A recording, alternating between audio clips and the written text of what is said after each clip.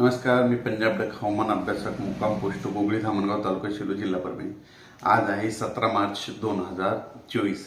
आपण मागच्या अंदाजामध्ये 10 दिवसापूर्वी सांगितलं होतं की पूर्व विदर्भात पाऊस पडणार. तर कालच नांदेड, नायगाव, देगलूर, चंद्रपूर, अमरावती काल बऱ्याच ठिकाणी पावसाला सुरुवात झाली, म्हणजे 16 मार्चला चालू झाली. पण शेतकऱ्यासाठी आणखीन एक खास करून अंदाज देणार आहे, कारण की हा पाऊस फक्त पूर्व विदर्भातच पडणार आहे. म्हणजे पूर्व विदर्भात पडणार आहे म्हणून खास करून पूर्व विदर्भातल्या शेतकऱ्यासाठी अंदाज येत आहे. पूर्व विदर्भामध्ये हळदीचं पीक काढणं चालू आहे, कांदा काढणं चालू आहे, त्याच्यानंतर गहू काढणं चालू आहे, हरभरा देखील काढणं चालू आहे. म्हणून फक्त पूर्व विदर्भातल्या शेतकऱ्यांनी हा अंदाज लक्षात ठेवा. आणि सांगायचं झालं तर म्हणजे आज आहे 17 मार्च 2024. म्हणजे आणखीन जवळपास 18 मार्च, 19 आणि 20 आणि 21 मार्चपर्यंत पूर्व विदर्भात अवकाळीचं संकट आहे, म्हणून हा अंदाज लक्षात घ्यायचा. सांगायचं झालं तर पूर्व विदर्भामध्ये नेमक्या कोणत्या जिल्ह्यापर्यंत पाऊस येऊ शकतो, तर वर्धा, नागपूर, भंडारा, गोंदिया, चंद्रपूर, यवतमाळ, गडचिरोली. त्याच्यानंतर तो पाऊस तेलंगणात खूप पडणार आहे, छत्तीसगडकडे पडणार आहे. तेलंगणात छत्तीसगड पडल्यामुळं त्याचा फटका आपल्या महाराष्ट्रातल्या लगतच्या तालुक्याला, जिल्ह्याला पडणार आहे.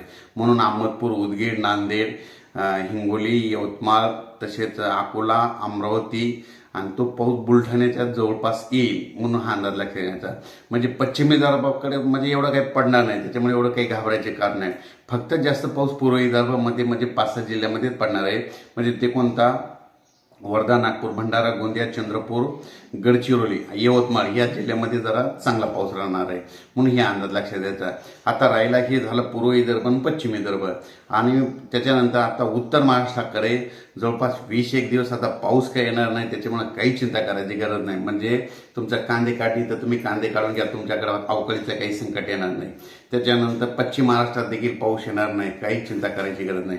त्याच्यानंतर मराठवाड्यात देखील नुसतं ढगाळ वातावरण राहणार आहे, त्याच्यामुळे मराठवाड्यातल्या शेतकऱ्यांनी काही चिंता करायची गरज नाही.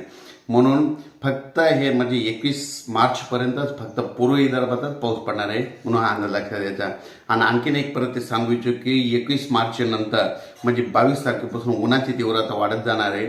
जवळपास म्हणजे राज्यातला काही भागातला पारा 43-44 अंशापर्यंत जाणार आहे, म्हणून हा अंदाज लक्षात घ्यायचा. अचानक जर वातावरणात बदल झाला तर परत एक मेसेज झाला जाईल.